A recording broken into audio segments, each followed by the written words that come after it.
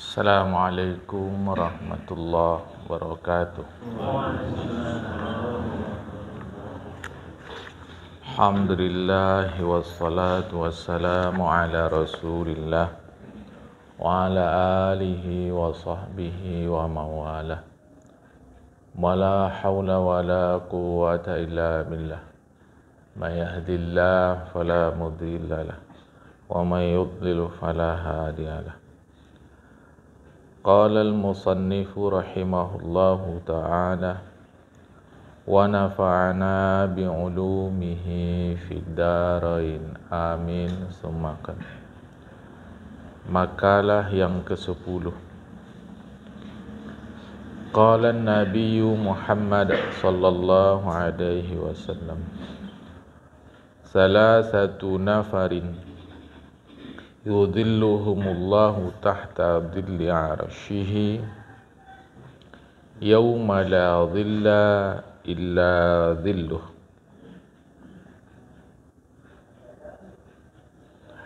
Artinya, bersabda Nabi Muhammad sallallahu alaihi wasallam, ada 3 golongan manusia yang dilindungi Allah Ta'ala di bawah singgasananya pada hari yang tiada lindungan melainkan lindungannya. Kapan hari itu? Maksudnya adalah hari kiamat. Nanti hadis lain lagi pula ada 7 golongan. Nanti hadis lain lagi pula ada 5 golongan. Di hadis ini pula disebut 3 golongan. Jadi kalau nanti ada penceramah mengatakan ada 5 golongan, ada 7 golongan, ya itu hadisnya memang begitu. Kok lain? Ya lain pula lah riwayat dari Rasulullah. Nomor 1, al-mutawaddi'u fil makarihi. Orang yang berwudu dalam keadaan sulit. Maksudnya yaitu waktu yang sangat dingin, tetap dia berwudu. Jamaah. Macam sekarang nih kita agak dingin, tetap berwudu. Bolehkah memanaskan air wudu itu? Misal kata kita jeranglah dia di panci, hangatlah dia, baru kita gunakan berwudu, boleh. Tak ada masalah sama sekali. Sama sekali tidak ada masalah secara fikih. Nanti ada yang bilang itu makruh, sebab ini namanya air musyammas. Salah total. Air musyammas artinya air yang kena jemur matahari, bukan air yang dipanaskan menggunakan api. Nanti dia akan bantah kita itu, akan sama-sama panas juga katanya. Kalau itu gitu kita listrik badan tuh panas tidak? Itu tak boleh juga. Syaratnya air itu terjemur di panas matahari, 1. Kedua, dipakai di badan. Ketiga, di daerah tropis, daerah panas. Indonesia ini bukan daerah panas. Kelembapan udaranya ini di atas 60%. Mana panas dia? Maka pakaian kita cepat bau, karena mengandung kelembapan udara, mengandung air. Dah berapa syaratnya dah? Dah 3. Terjemur panas matahari, dipakai di badan, dan daerah tropis. Yang keempat, di wadah yang terbuat dari logam. bukan emas dan perak. Ada berapa? 4. Yang kelima, dipakai saat panas. Kalau terpenuhi kelima syarat ini, barulah disebut air musyammas. Ini udah pula kata dia air musyammas yang dipanaskan pakai api di panci. Musyammas itu. Musyammas asal kata syamsun. Syamsun matahari. Ini mau hati-hati jemaah. Dah, itulah yang makruh dipakai. Bagaimana memakai air yang panas dari tower itu? Kan begitu. Towernya terbuat dari apa? Logam. Indonesia daerah tropis? Bukan. Air pakai, tak ada masalah. Begitupun, supaya paham ini, ngaji betul. Begitupun menurut Imam Nawawi, tidak makruh memakai air musyammas walau terpenuhi kelima syarat itu. Mengapa? Karena menurut sebahagian ahli hadis, hadis larangan Rasulullah terhadap Aisyah memakai air musyammas itu adalah hadis dhaif. Maka menurut Imam Nawawi tidak ada makruhnya sama sekali.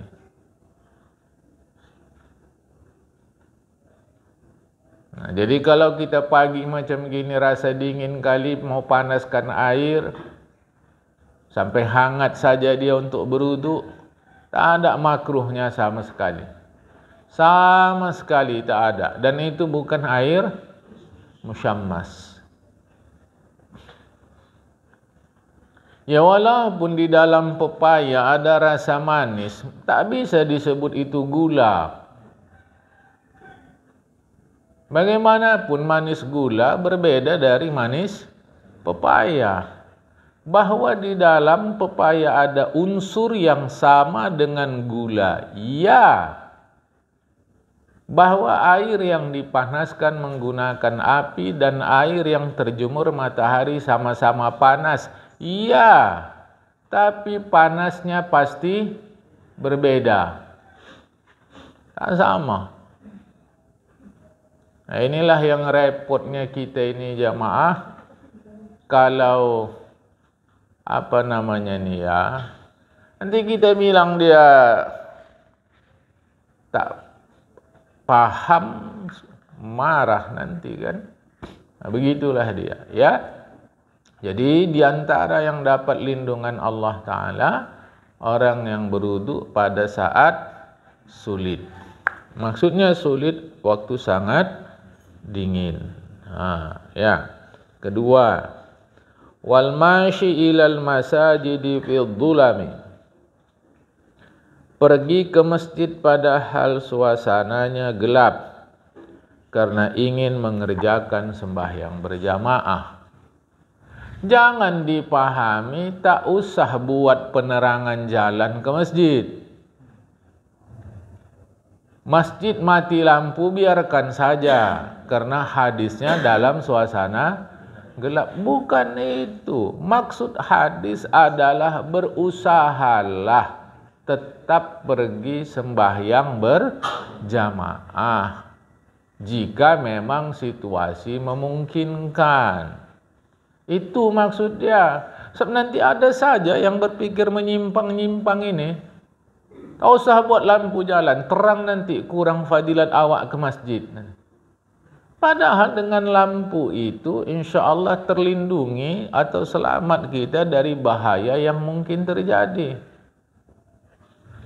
Pada kenyataannya, kita tak mau ngaji jauh-jauh, tak mau kemana-mana.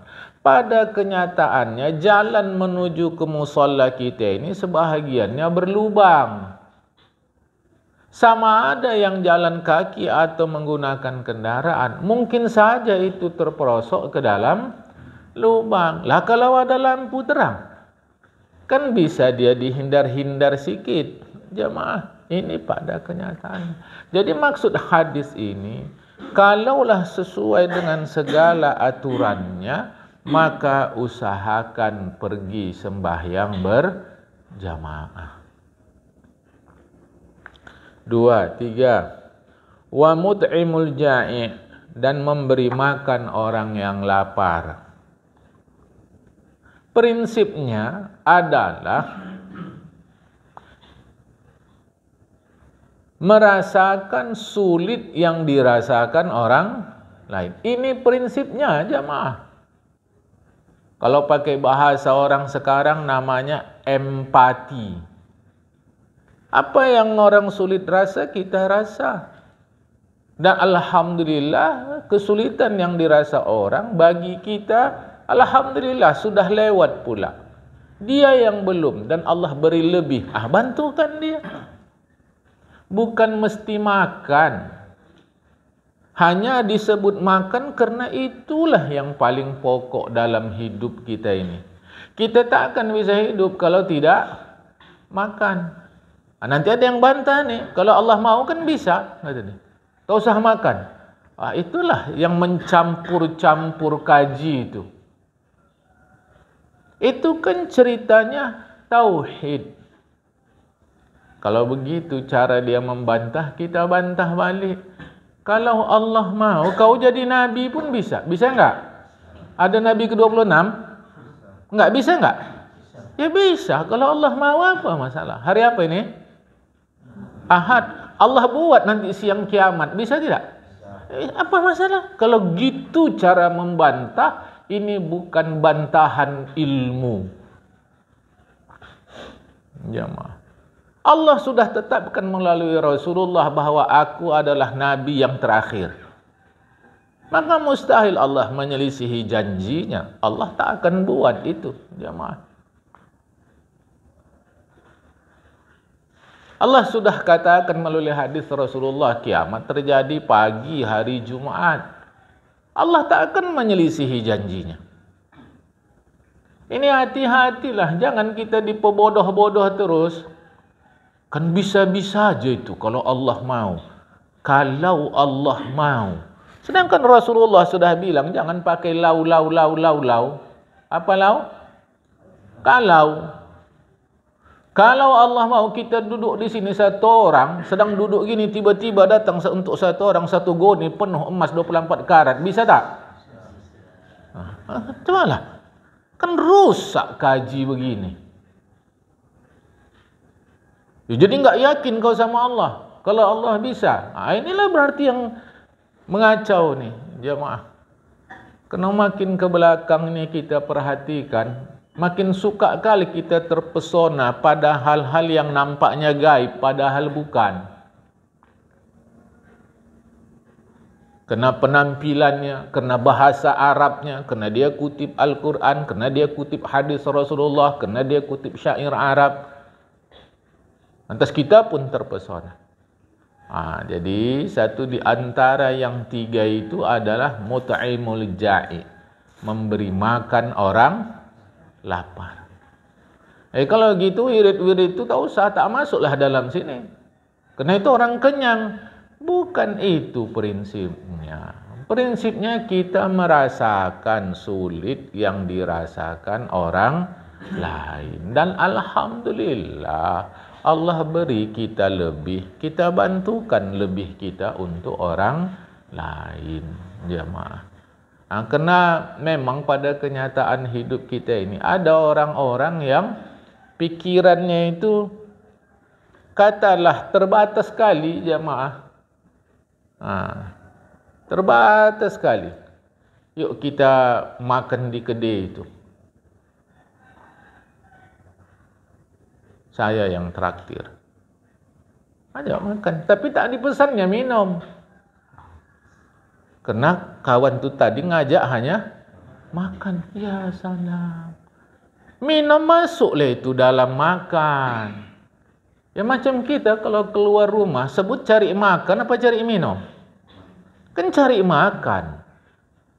Masuklah semua di situ. Cari minum di situ, cari sayur di situ, cari lauk di situ, cari uang listrik di situ, cari uang sewa rumah di situ, cari mau untuk bayar hutang di situ, cari untuk makan anak istri di situ. Tapi sebutnya hanya cari makan, takkanlah sebut semua. Nah, itu namanya menyebut sebahagian tapi maksudnya keseluruhan. Zikrul ba'di wa iradatul kulli. Sebut sebahagian tapi maksud seluruhan. Nah, jadi zikrul ba'di wa iradatul kulli. Nanti dalam bahagian lain ada pula zikrul kulli wa iradatul ba'di. Sebut semua tapi maksudnya sebahagian. Seperti kalimat saya memotong kuku. Yang kita potong kuku atau ujung kuku? Padahal yang disebut potong kuku, semua disebut. Tapi maksudnya sebahagian. Itu namanya dzikrul kulli wa iradatul ba'di. Sebut semua tapi maksudnya sebahagian. Kalau tadi sebut sebahagian maksudnya semua. Kasih makan orang lapar, lapar saja. Jadi orang yang kekurangan pakaian tak dibantu. Alhamdulillah kita ada Allah beri lebih uang. Kita tengok tetangga kita rumahnya bocor-bocor, tidur pun tak tentu, tak dibantu. Karena hadis katanya hanya memberi makan orang yang lapar. Tidak. Apa yang sulitlah disebut makan karena inilah yang paling pokok. Tak bisa kita hidup tanpa makan. Itulah syariatnya. Jadi 3 jamaah. Beruduk di kala sulit, pergi ke masjid di kala gelap, kemudian memberi makan orang yang lapar. Makalah ke-11. Ditanya orang akan Nabi Ibrahim alaihi salam, apa sebabnya Allah Ta'ala menjadikan dikau kekasihnya? Apa sebab? Jawabnya sebab 3 perkara. 1. Kupilih perintah Allah Ta'ala daripada perintah selainnya. Maknanya kalau ada berlawanan perintah agama dengan kehidupan kita di masyarakat yang diikut perintah agama. Di dalam naskah yang lain disebutkan, tidak kupilih perintah selain Allah Ta'ala daripada perintahnya. Tidak, tetap milih perintah Allah. Tapi kita kan tak begitu. Kita dalam hidup ini selalu pedomannya apa kata orang, bukan apa kata agama. Kalau apa kata orang itu bersesuaian dengan agama, tak ada masalah. Ini nanti apa kata orang itu berlawanan dengan apa kata agama. Kita ikut apa kata orang. Sampai-sampai ditakut-takuti. Kalau nanti orang tak suka sama awak, macam mana awak mati nanti? Payah. Apa payahnya? Sunyi nanti yang menguburkan awak. Kata awak, justru Allah memilih orang-orang terbaik untuk mengurus kita. Memang tak banyak. Tapi yang sikit itulah yang menjadi pilihan Allah mengurus kita. Aku mau ikut urus masyarakat ini ya Rasulullah. Dalam hal politik. Abu Dzar Al-Ghifari. Tak usah, kata Rasulullah. Bukan Rasulullah melarang kita berpolitik. Tapi Rasulullah tahu Abu Dzar bukan di situ tempatnya. Bahasa kita, bukan di situ makomnya. Kesudahan Abu Dzar tak ikut hiruk pikuk persoalan politik. Kata Rasulullah, nanti akhir hayat kau yang ngurus ada satu kafilah. Kesudahan Abu Dzar dengan keluarganya tinggal di daerah, kalau cara kita tepian kota Medan, tepian kota Madinah, Rabuah. Meninggallah dia, hanya keluarga-keluarganya yang ada. Istrinya pun kebingungan dalam pengertian siapa yang bantu ini. Dalam keadaan perhatian kepada suami yang meninggal itu, dia keluar rumah dari jauh, dia nampak satu kafilah. Cara kita rombongan. Aku istri Abu Dzar. Abu Dzar sahabat Rasulullah. Ya, kata dia. Berarti ini tabi'in, bukan sahabat. Masanya masa tabi'in. Mereka tetap tidak disebut tabi'in karena jumpa Abu Dzarnya dalam keadaan meninggal. Tapi menjumpa dengan istri Abu Dzar. Istri Abu Dzar adalah sahabat. Dari sisi itu maka mereka disebut tabi'in. Mereka lah yang ngurus. Oh, ini sahabat Nabi, kata mereka. Mereka urus jamaah. Saya mau bagi tahukan kita, apapun yang dikata masyarakat kalau cocok dengan agama, jangan ditolak. Tapi kalau tak cocok dia, mau awak ikut juga. Jemaah, mau dipeturut juga. Payah nanti awak mati, tak ada yang ngurus. Tunggu dulu jemaah. Takkan Allah sia-siakan orang yang mengamalkan agamanya. Mustahil itu.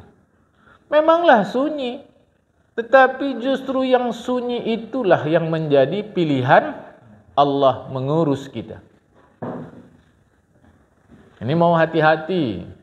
Saya bukan mengajak kita melawan, tidak. Tapi kalau bercanggah dia dengan apa kata agama? Anak awak yang pesta nikah kawin, masyarakat yang mendesak-desak supaya pakai keyboard sampai pukul 3 malam. Manalah kita mau, sedangkan kita pukul 3 udah bangun sudah untuk ibadah. Kita tak pakai. Apa kata kita? Nanti tak ada yang bantu ini.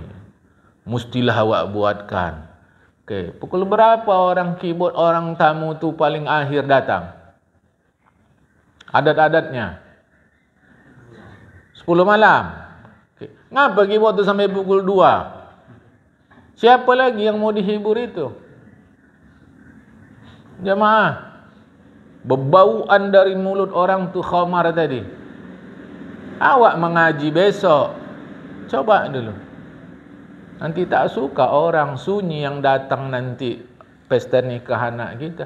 Justru dipilih Allah yang sunyi itulah orang-orang pilihan Allah untuk datang ke pesta nikah anak kita.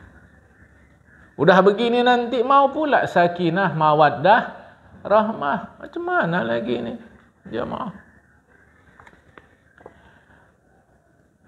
Satu, itu ya, kupilih perintah Allah Ta'ala daripada perintah selainnya. Yang kedua, maka aku dipilih jadi kekasih Allah. Aku tidak cemas atas apa yang telah dijamin Allah Ta'ala untukku. Maksudnya, selama aku memenuhi perintah Allah Ta'ala, maka Allah Ta'ala menanggung rezekiku. Nanti akan timbul pemahaman. Jadi, kalau kita tak ikut perintah Allah, Allah tak tanggung rezeki kita. Sedangkan pada faktanya, jangankan orang kafir, hewan pun Allah kasih makan. Apa maksudnya ni? Tuan Syekh Nawawi Al-Bantani menyebut ini. Maksudnya adalah, selama aku memenuhi perintah Allah Ta'ala, Allah Ta'ala menanggung rezekiku dari jalan yang halal. Jemaah, apakah di zaman kacau macam sekarang ni? Sekarang ni orang yang sudah mengaji pun membolehkan rasuah. Rajin ngaji, rajin tahajud, rajin puasa sunat. umrah berkali-kali, apa kita kata dia? Kalau tak awak kasih, payah nanti tu. Coba dulu. Rasuah apa?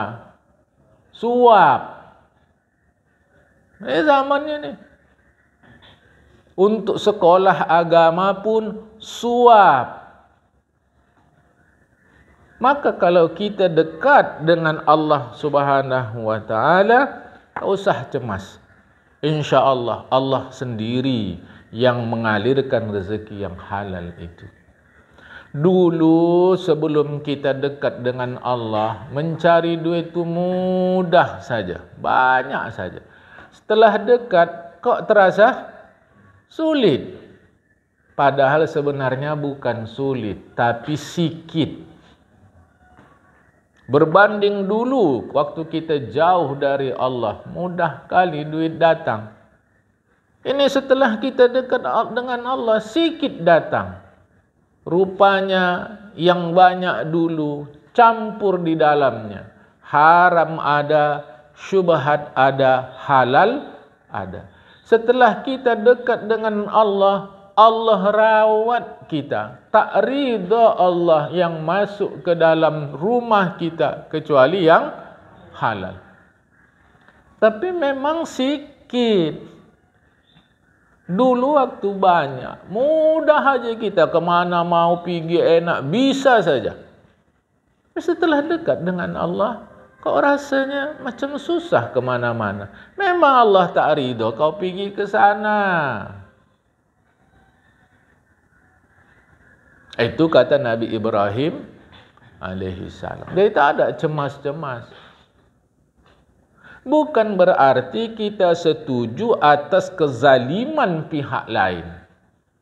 Tak usah cemas. Kalau memang gas itu bahagian kita, pasti dapat. Itu tauhidnya. Masalahnya bukan itu. Pedagang nakal. Gas ada dibilang tak ada. Dibilangnya sulit. Pasokan tak ada. Maka mesti turun pemerintah. Kalau secara Islam menimbun barang udah kita kaji, hukumnya haram. Jadi bukan kalau cemas tak ada apa cemas kita. Mustahil Allah Ta'ala tak kasih rezeki. Tapi kezaliman seperti ini mestilah ditindak. Jangan salah faham jamaah. Ya. 2, 3. Tidaklah aku makan malam dan pagi, melainkan bersama tamu. Bukan mesti malam, bukan mesti pagi. Makan bersama tamu. Diriwayatkan bahawa beliau berjalan 1 atau 2 mil mencari siapa saja yang mau makan bersamanya alaihissalam. Sampai-sampai Nabi Ibrahim digelar Abud Duyuf. Abud Duyuf, Abu bapak, Duyuf tamu. Jadi Nabi Ibrahim gelarnya selain Khalilullah, kekasih Allah, juga adalah Abud Duyuf, Pak tamu. Cuma masalahnya bukan itu. Orang sekarang ni wataknya jahat-jahat. Kalau diajak makan ke rumah, memang dah disiapkannya. Besok kita tak usah makan, nanti dia ngajak kita makan tu. Pikiran tu dah apa ya? Miskin. Yang miskin apa? Hati tu miskin dah. Dah begitu pula nanti kalau makan di rumah orang, adab tak dijaga. Nama kita bertamu.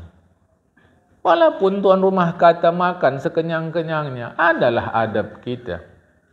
Ini tidak, sopan santun kurang. Itu kadang maka orang-orang yang super kaya itu malas ngundang kita. Bukan orang tu benci, macam tak sopan. Ribut kali, makanlah biasa. Jamaah. Bung Hatta kalau sedang makan tamu datang, dia tak peduli, makan terus dia. Tak mau dia diganggu, jamaah. Ini nanti udah diundang ke rumah orang, sandal masuk begitu saja. Padahal udah disiapkan. Ini tempat slop. Taruh sini. Ini tidak. Masuk aja dah. Maka malas orang undang. Belum lagi kalau dia pakai sendok, pakai garpu, pakai pisau. Kita tidak. Dah disiapkan sendok, garpu, pisau. Pakai tangan juga. Tuan rumah bangsa jijik kalau pakai tangan. Tengok. Jamaah. Maksud saya, kita pula yang diajak makan, tahu dirilah. Ya, jamaah, tahu diri. Baik, itulah 3. Maka aku menjadi kekasih Allah Ta'ala. Aku tak ikuti perintah selain perintah Allah. Aku tak pernah cemas atas rezeki Allah dan senantiasa membawa orang makan ke rumah.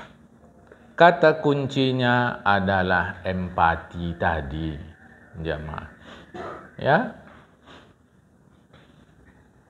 Apa-apa yang ada kita tengok boleh bantu orang, bantu, jamaah. Baik. Yang ke-12, makalah yang ke-12. Dari sebagian orang bijak. Orang bijak ni itulah doktor hati. Jamaah. Kadang-kadang kita sebut orang yang hukama. Hukama, orang bijak. Dokter hati. Jamaah. Ya. Apa kata mereka? 3 perkara yang dapat melepaskan diri dari duka cita. Bukan melepaskan diri dari masalah. Ini jangan menghayal. Jangan menghayal. Awak kalau udah baca zikir ini, lepas awak dari masalah. Salah. Karena hidup ini masalah. Mati pun masalah. Baru tak ada masalah bila Allah takdirkan kita insya Allah masuk ke dalam surga. Karena surga memang tempat yang tiada masalah setelah iblis keluar. Ketika iblis di dalam surga pun surga tempat masalah. Dalam hadis dhaif disebutkan 80.000 tahun iblis menjadi guru malaikat. Sebelum dia jadi iblis, dia itu salih, jamaah. Tapi sekarang karena dia sudah diusir Allah Ta'ala dari surga, insyaAllah kalau kita masuk baru tak ada masalah. Jangan salah kaji ni. Awak zikir sama Allah hilang masalah. Salah lah itu. Cuma yang dimaksud di sini, lepas dari duka cita. Maksudnya apa yang mau diduka citakan? Memang beginilah hidup. Apa yang bisa dibuat? Buat. Ya kan kita yang mulai dulu kredit kereta itu. Ya mau macam mana lagi? Ya kumpul-kumpullah duit menyelesaikan kredit itu. Tak bisa kita bilang cobalah enggak kredit awak. Kan bisa awak kumpulkan duit untuk ini. Tak bisa karena sudah lewat. Ya udah selesaikan saja. Jamaah. Selesaikan saja sudah. Jadi tak ada lagi duka cita. Jamaah. Yaitu mengingat Allah Ta'ala. Misal kata dengan ucapan yang macam mana pun lah. Mengingat Allah tadi. Mengingat itu bahasa Arabnya zikir. Bahasa kita mengingat. Seperti mengucap kalimat La ilaha illallah wa la haula wa la quwata illa billah. La ilaha illallah, la ilaha illallah, la ilaha illallah. Mana lagi dah begini dah. Jadi bukan tak masalah, tapi tak duka cita. Sebab diduka citakan pun macam mana? Sampai ada kalimat, tapi kalimat ni saya rasa janganlah kita ucapkan ya. Saya tak tahulah jemaah. Nyesal aku melahirkan kau. Macam mana kalimat ni? Orang tua bilang begitu kepada anak. Macam mana ini jemaah? Coba dulu. Ya, kita mungkin kan masing-masing keluarga punya masalah terhadap anak-anak kita. Mungkin. Ya, saya kan tak tahu. Tapi mengapa begini keluar kalimat? Bikin malu aja dia gini. Memang. Karena itulah jamaah. Inilah surat Wal Asri itu. Wa tawasau bil haqqi wa tawasau bil sabri. Kita perlu nasihat orang, kita perlu bantuan peringatan dari orang, kita perlu diteguhkan oleh orang lain karena kita lemah. Ya, jadi insya Allah mengingat Allah lepas dari duka cita, bukan lepas dari masalah, tidak. Mana lagi jemaah? Kalau tahu aku kayak gini, tak mau aku tinggal sini. Ya tak bisa. Kalau memang tak mau tinggal sini, jangan diucapkan. Pergi saja dari situ. Sudah. Kalau tahu begini, tak mau aku jadi suku ini. Manalah bisa. Sudah begitu. Macam mana jemaah? Kan? Ini mau hati-hati. Artinya tiada Tuhan melainkan Allah.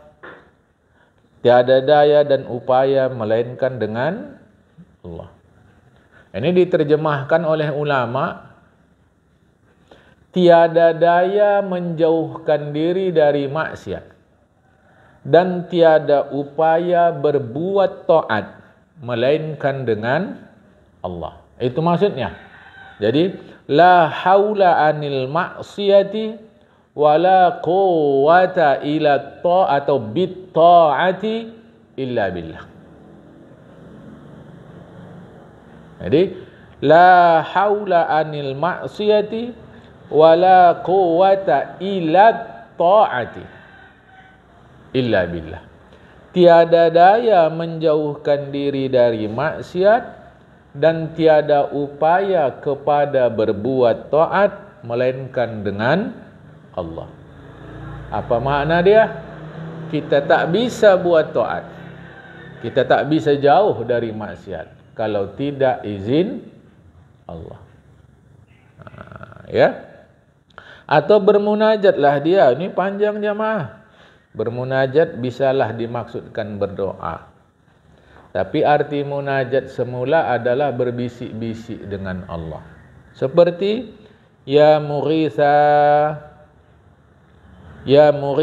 kulli malhufin, bukan kulla itu ya, kulli. Ya mughitha kulli mahlufin. Tunggu. Ya mughitha kulla malhufin, betul.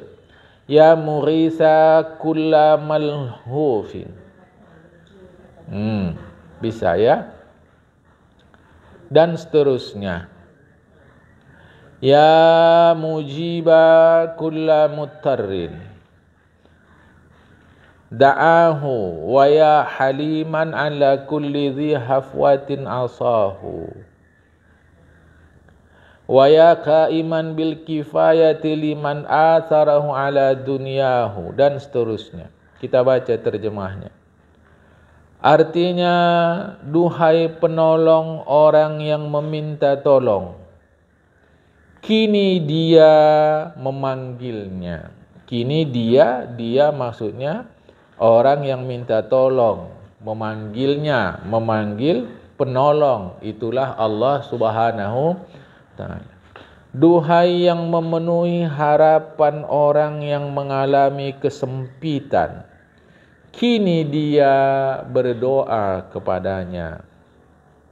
Duhai pengasih orang yang berbuat kesalahan, kini dia mendurhakainya. Kita mengaku bahwa kita sering mendurhakai Allah Ta'ala.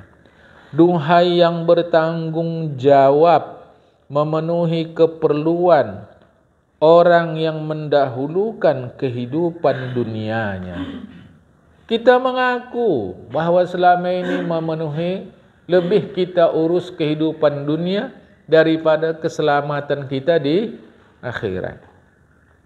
Daku memohon kepadamu sampaikanlah daku kepada dirimu yang tiada asal untuk sampai kepadanya melainkan dengan pertolonganmu.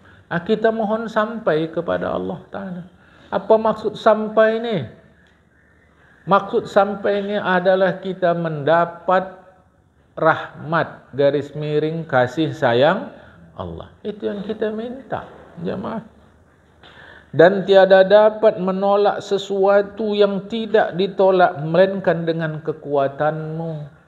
Kita tak bisa selamat dari apa yang membahayakan kita kecuali dengan kekuatan Allah Ta'ala. Daku memohon kebaikan yang mengandung kekuatan dan kekuatan yang mengandung kebaikan dengan berkat kasih sayangmu, duhai yang maha kasih di antara para pengasih. Jamaah, duhai yang maha kasih. Ini namanya munajat. Minta, mau apa lagi? Ya memang macam mana jamaah? Dulu kalau berumah kita di tepi jalan enak duduk, karena memang begitulah. Tapi sekarang kalau berumah di tepi jalan ribut, debu, segalalah jamaah. Nah, begini situasinya. Lantas kita suntuk. Payah rumah gini segala macam. Ngeluh. Itulah yang salah. Itu jamaah. Ya mau macam mana? Memang begini sudah situasinya. Kalau begitu minta sama Allah. Mudahkan kami jual rumah ini ya Allah. Biarlah kami beli rumah di agak tepi-tepi sikit. Karena rasa udah payah sini. Amin sama Allah Ta'ala jamaah. Makanya orang sekarang yang rumah-rumah di tepi jalan, dia usahakan rumah itu bisa menghasilkan uang. Karena kalau tidak, jamaah, ada macam rugi jugalah sekarang rumah tepi jalan kalau tidak dihasilkan usaha di situ. Lain cara kita dulu.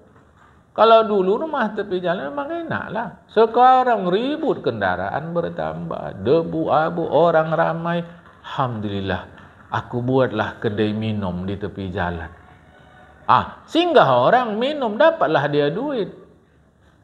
Inilah di antara maksud kaji. Jadi jangan masalah menghasilkan masalah. Ini macam mana lagi jamaah? Memang begini sudah. Misal macam kita yang berumah di Belawan. Kalau dulu pasang naik itu cuma 2 kali setahun. Kalau sekarang sehari bisa 3 kali. Mau tak mau dia 2 jalan. Rumah ditinggikan atau pindah dari Belawan. Menggerutu tak bisa juga, tak berubah air tadi jamaah. Ya apa-apa masalah kalau memang itu kuasa pemerintah, pemerintahlah yang melaksanakan, bukan kita. Misal kata pemerintah perlu dibendung, ya pemerintahlah, kita kan bukan pemerintah. Yang saya maksudkan kaji kita pagi ini jangan jadi beban. Iyalah, saya jual sajalah rumah ini. Atau rumah ini saya buat tempat kos sajalah. Karena di Belawan sudah banyak orang datang bekerja. Nanti uang hasil kos sikit-sikit beli tanah di mana, bangun rumah di sana. Udah jemaah. Ternyata tempat yang baru pun masalah juga. Kemana yang tak ada masalah? Tetapi insya Allah dengan kita zikrullah, Allah lepas dari duka cita. Ya, apa bisa buatlah. Saya bodoh, tak tahu ni apa yang bisa saya buat. Tanya yang berpengalaman. Dek, Pak, Cik, Pak, nak, cemana ini? Tanya aja mah. Kita mana tahu. Allah titipkan ilmu sama dia untuk memudahkan kita. 1, 2. 3 perkara yang dapat melepaskan diri dari duka cita. 1, mengingat Allah. Yang kedua, menjumpai para kekasih Allah Ta'ala. Ini yang sulit. Jamaah. Siapa itu? Itulah orang alim yang beramal saleh. Ringkas kata, orang alim yang mengamalkan ilmunya. Ini yang sulit, jamaah. Orang alim banyak, tapi yang mengamalkan ilmunya belum tentu. Ini yang sulit, jamaah. Kalau dapat kita, enak kali, jamaah. Enak kali. Ada masalah awak jumpai, kasih nasihat sikit, tak banyak-banyak, terang sama kita. Oh ya pula. Ustaz belum tentu ya. Ini yang kita maksud orang alim.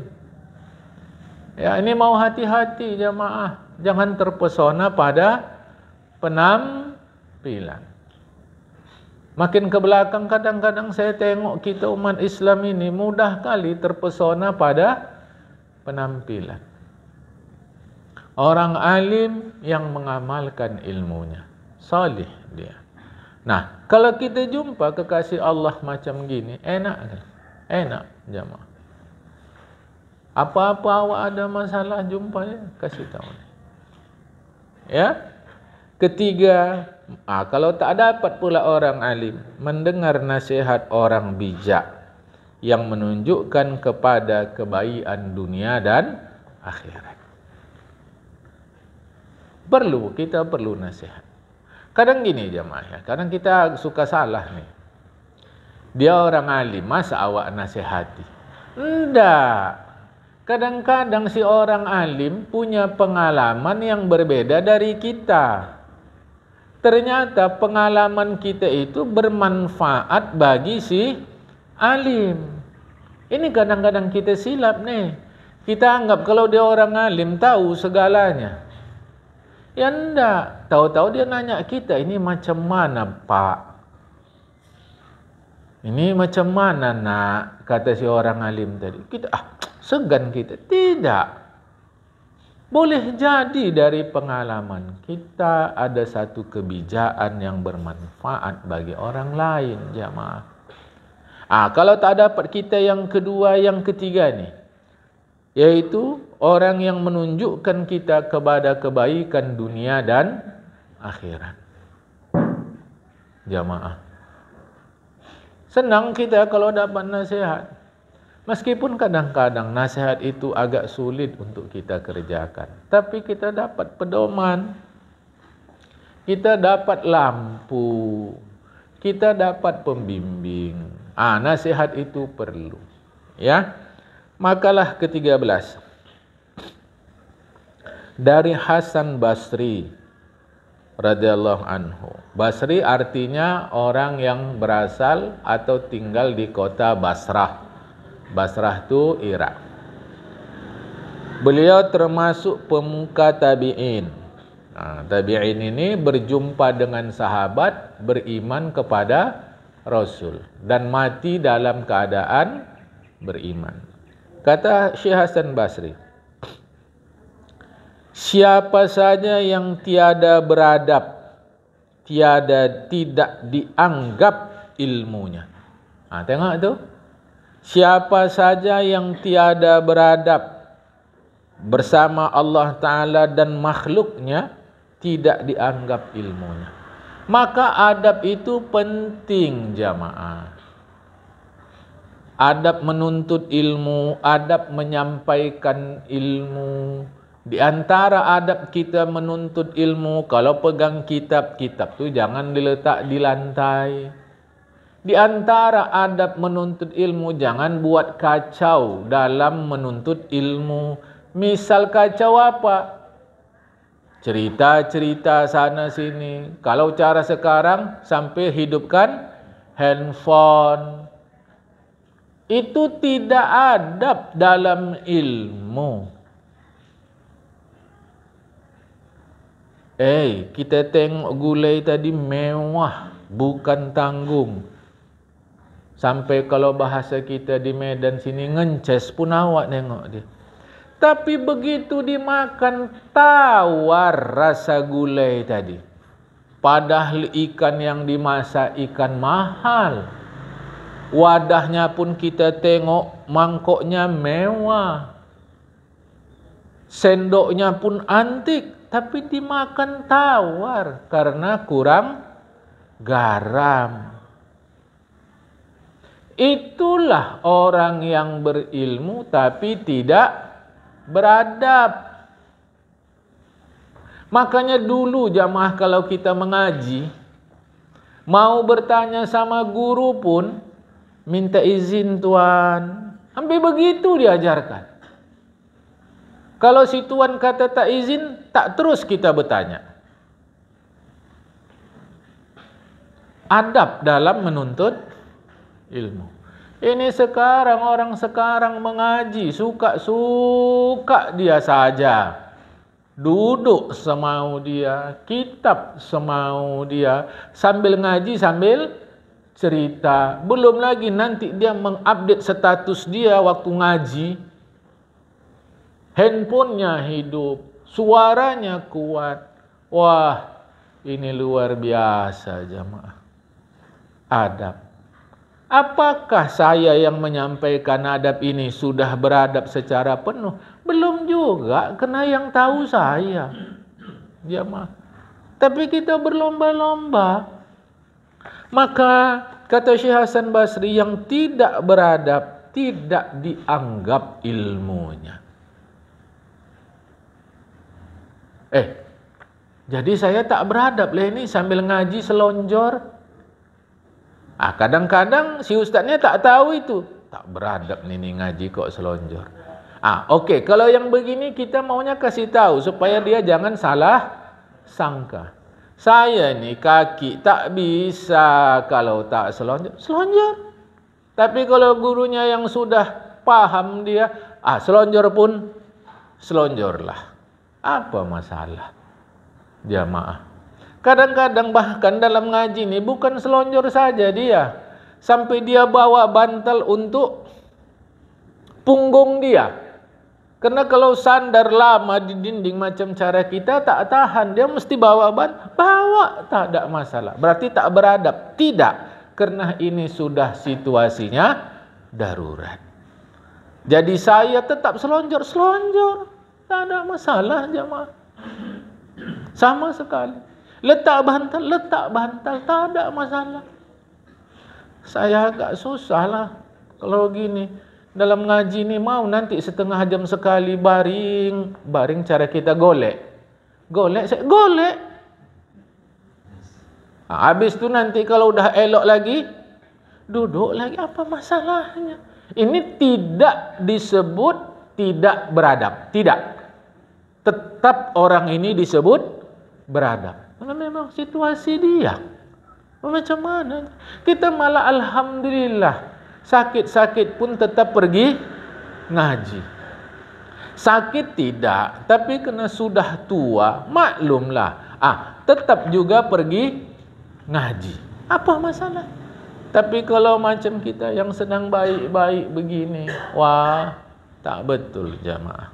Maka orang tidak beradab. Tidak dianggap ilmunya. Siapa saja yang tidak tahan menanggung cobaan dan cacian manusia dan kesulitan dia sebab menjauhkan diri dari maksiat dan mengerjakan kewajiban, maka tidak dianggap beragama. Jadi kalau tak sanggup kita menghadapi cacian fitnahan manusia, tak sanggup kita menghadapi sulitnya karena sembahyang subuh atau tarawih atau sedekah, ini dianggap tidak beragama. Maksudnya tak beragama secara sempurna. Jadi kalau cacian orang, ejaan orang, fitnahan orang, syukurlah kepada Allah karena kita mendapat pahala tanpa kita beribadah. Terakhir, siapa saja tidak menjaga dirinya dari yang haram dan syubhat, maka tidak ada martabatnya di sisi Allah Ta'ala dan tidak pula dekat kepada Allah. Jaga diri kita dari yang haram dan syubhat. Kalau toh masuk juga, itu sudah di luar kuasa kita. Jaga jamaah. Ternyata yang syubhat datang juga, yang haram datang juga. InsyaAllah kita dimaafkan Allah itu. Tapi ini tidak, hantam saja. Alah, apa syubhat-syubhat haram-haram, masuk yang penting enak. Oh, na'udzubillah, na'udzubillah. Jadi kalau kita jaga, ternyata masuk juga, dimaafkan. Tapi kalau tidak, tak ada martabat dia di sisi Allah Ta'ala. Alah, tak apa tak ada martabat di sisi Allah agar asalkan dihormati manusia. Salah. Sebab kita okeylah dihormati manusia dalam umur kita yang 100 tahun. Akhirnya kita mati. Di sisi siapa kita? Jamaah, kalau tak di sisi Allah Ta'ala. Berat memang. Karena itulah diperlukan watawasau bil haqqi watawasau bis sabri. InsyaAllah yang ke-14 akan kita kaji pada hari Ahad depan. Pagi ini sampai sini. Wallahul muwaffiq ila aqwamit thariq. Assalamualaikum warahmatullahi wabarakatuh.